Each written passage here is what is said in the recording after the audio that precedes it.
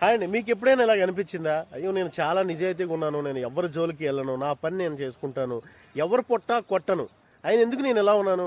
వాడేంటి పెద్ద ఎదవ అందరిని మోసం చేస్తాడు. అందరి పొట్ట కొడతాడు. కానీ ఆడు ఎంత బాగున్నాడు అని ఎప్పుడు అనిపించిందా? అందరికీ ఇలాగ అనిపిస్తూనే ఉంటుందండి కామన్‌గా. ఇదే విషయాన్ని పార్వతీదేవి శివుడిని అడుగుతుంది.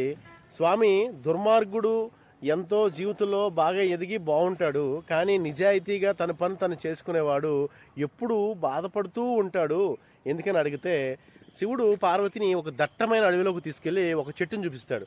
అదిగో ఆ చెట్టును చూసావా, ఎంత దృఢంగా గుబురుగా ఉందో.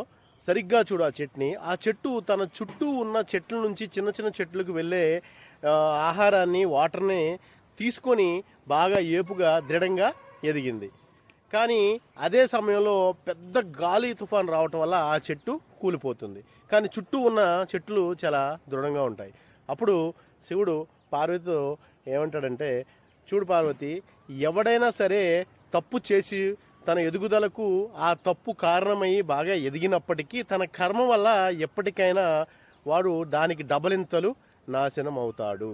ఎవడైతే నిజాయితీగా ఉండి వాడి పని వాడు చేసుకొని సక్రమంగా సొసైటీలో ఉంటాడో వాడి జీవితము, వాడి కుటుంబం జీవితం ఎప్పటికైనా బాగుంటుంది అని శివుడు పార్వతికి చెప్తాడు.